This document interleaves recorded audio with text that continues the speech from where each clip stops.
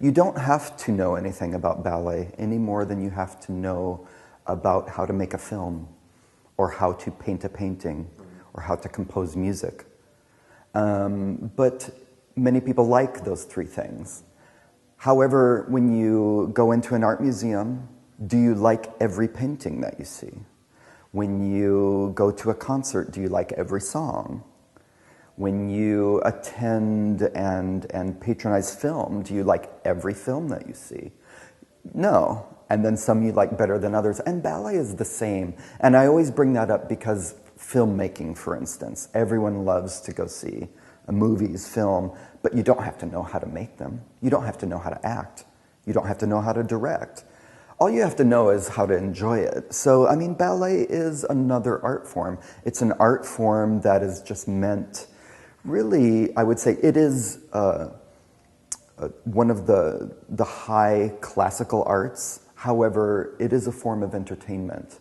And when you whittle away the art form down to its essence, it is people coming into a space, a theater, and enjoying the talents of the people that are on the stage. So another form of entertainment. And I'm proud that here at Oklahoma City, we are bringing this facet of entertainment to our community. I encourage people to come out and see ballet for the first time. Honestly, this performance in April would probably shock a lot of people, only in that it's not going to be what they expect. It's way more modern. It's way more 2018. It's accessible and current.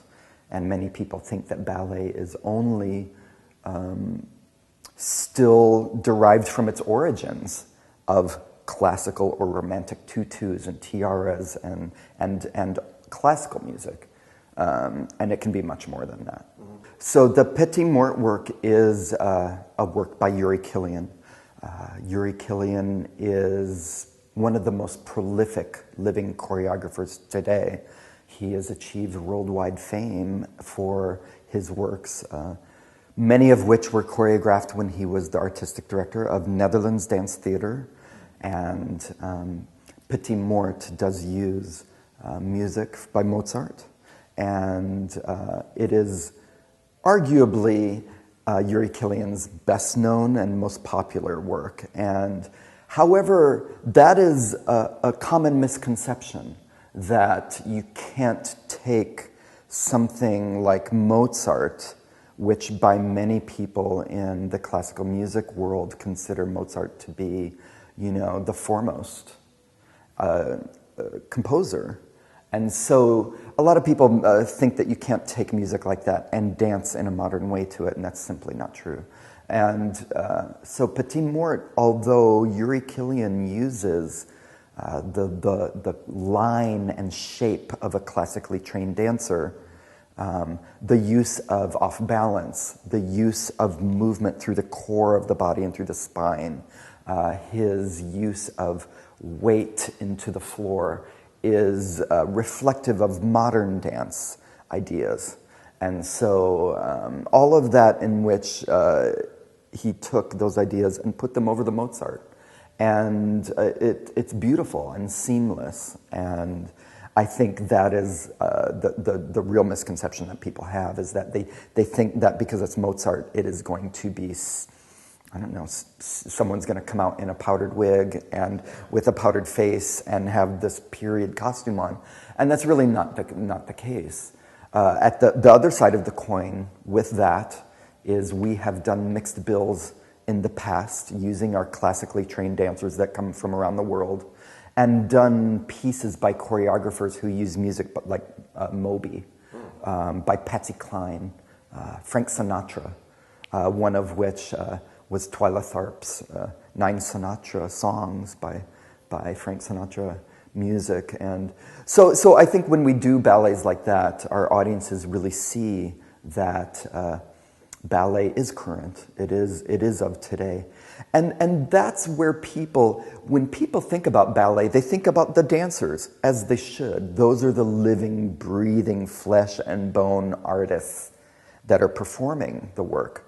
But what they often forget about is that the dancers have a choreographer that has created these works for them, and that choreographer is an artist. And there are plenty of choreographers that have spanned the history of ballet, but there are choreographers that are alive today, like myself. I am alive today in 2018. I am an artist, and I am influenced by the music of today, by the movies of today, by the culture of today. And I just happen to be a classically trained ballet dancer now directing a classical ballet company. But it doesn't mean that I'm not influenced by the music and art and literature of today. And so that's what people forget about. And that's what this ballet coming up in April represents, is a current modern sensibility that ballet can also have. Number one, I don't think that our city has yet caught on to what has happened at Oklahoma City Ballet. So in other words, I think incredible things have happened in Oklahoma City over the past 10, 15 years with the development of various areas, districts, but I don't think people have really come to realize what's happened with their ballet company.